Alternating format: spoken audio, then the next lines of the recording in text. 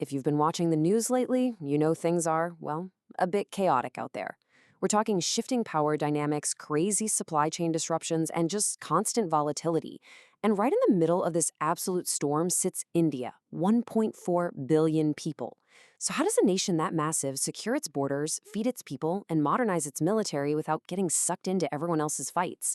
It's a massive geopolitical tightrope, and today we're unpacking exactly how New Delhi is pulling off this balancing act in mid 2026. Here's how we're breaking it down today. First, we'll look at some serious defense hurdles and border threats. Then we'll dive into US India strategic trade ties, followed by how they're navigating all that volatility in West Asia. After that, we'll explore India's expanding global partnerships and finally wrap up with some really cool innovations happening in their space sector. Let's get right into it.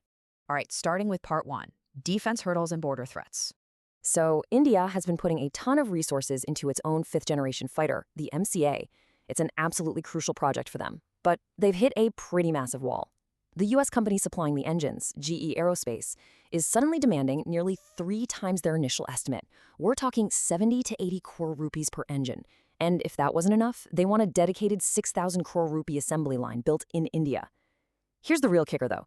India's MCA design is already frozen around this exact F414 engine, so switching to a different one now, that would mean total redesigns, tearing up the software integrations, basically years of delays.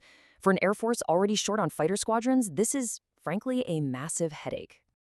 And this engine delay couldn't come at a worse time, because India's neighbors, they are not waiting around. While the AMCA is stalled out, Pakistan is reportedly right on the edge of bringing in China's advanced J-35 stealth fighters. And on the other side, Bangladesh is finalizing a huge $2.2 billion deal for 24 Chinese J-10CE multi-role jets. What's wild in these reports is that Bangladesh is also upgrading a World War II-era airbase that's literally just 20 kilometers from the Indian border. Now, sure, India's Eastern Air Command still has a huge advantage in numbers and tech, but having advanced Chinese jets popping up on both sides of your borders, that fundamentally changes the whole regional security puzzle. Which brings us to part two, US-India strategic trade ties. So how does India balance out those defense frictions? Well, a lot of it comes down to aggressive economic diplomacy. The chemistry between President Donald Trump and Prime Minister Modi has been super visible recently, especially at the EVN-G7 summit, and it's really driving things forward. Just recently, U.S. Trade Representative Jamieson Greer went to New Delhi with a clear goal. They want to, quote, elevate ties to the next level across every aspect of the relationship. And here's what you should really take away from this. This isn't just about trading everyday goods. They are working on an interim trade agreement that is heavily focused on the future. We're talking AI, digital trade, and advanced tech. They're basically trying to intertwine their tech economies to build supply chains that can actually survive these sudden geopolitical shocks. Next up, Section 3, Navigating West Asia Volatility. Now, speaking of global shocks, let's talk about the seismic events in West Asia earlier this year. After Ayatollah Khamenei was killed in airstrikes back in February, his son Mushtaba stepped into the supreme leader role. As you might remember, this period of intense conflict caused a massive global energy crunch. But then, in mid-June, we saw a pretty historic breakthrough. President Trump and Iranian President Pezeshkian signed a digital peace memorandum of understanding. It temporarily put a pause on the hostilities, opening up this absolutely critical window for diplomacy and, just as importantly, for global trade to get moving again. And the impact of that MOU was literally overnight.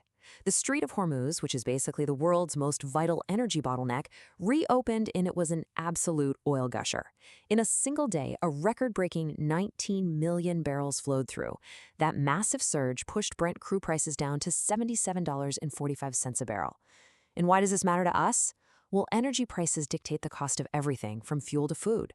For India specifically, this was a lifeline. At least 11 Indian-bound vessels carrying crude oil and essential fertilizers finally made it safely through the strait, securing the energy needed to keep the Indian economy humming.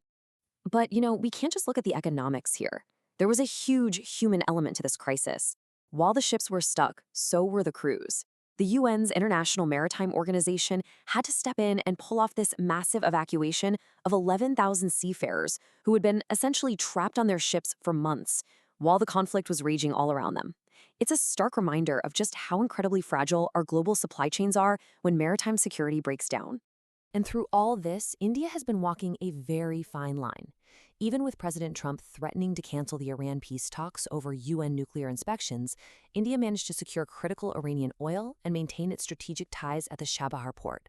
They have to do this to ensure affordable energy for their 1.4 billion citizens. But at the exact same time, on the humanitarian front, India stepped up and fulfilled a $5 million annual pledge to UNRWA to help support the collapsing medical infrastructure in Palestine. The source reports actually describe this as a deliberate dual-track policy, looking out for national economic interests on one hand, while upholding humanitarian responsibilities on the other. Moving on to part 4, expanding multilateral global partnerships. The really interesting thing about India's strategy is that they don't just rely on bilateral ties. They use a massive multilateral toolkit. Just look at their diplomatic footprint from June 2026 alone. It's honestly staggering. Over in New Delhi, National Security Advisor Ajit Doval hosted security chiefs from 11 BRICS nations to strategize on cyber threats and terrorism. Meanwhile, External Affairs Minister S.J. Shankar was over in South Korea locking in a defense and clean energy vision for 2030. Before that, he was in Mongolia, securing critical minerals and checking on an India-backed oil refinery. Oh, and reaching across the globe, India stood in solidarity with Canadian PM Mark Carney to honor the victims of the Flight 182 Kanishka bombing from 41 years ago. They are literally building a heavily diversified portfolio of global partnerships. And they're using this broad global standing to push for some serious institutional changes. At the UN Security Council, India's envoy Harish Parbathaneni forcefully argued that the UN's Chapter 6 mediation frameworks are completely outdated and need a major overhaul. He basically pointed out that assuming these old interventions are valid forever is just fundamentally flawed. And during that very same session, he shut down Pakistan's attempts to bring up Jammu and Kashmir, firmly classifying it as an internal matter. The message India is sending is crystal clear. They want the international architecture to reflect today's realities, not yesterday's historical baggage. Finally, we arrive at Section 5, Innovations in the Space Sector.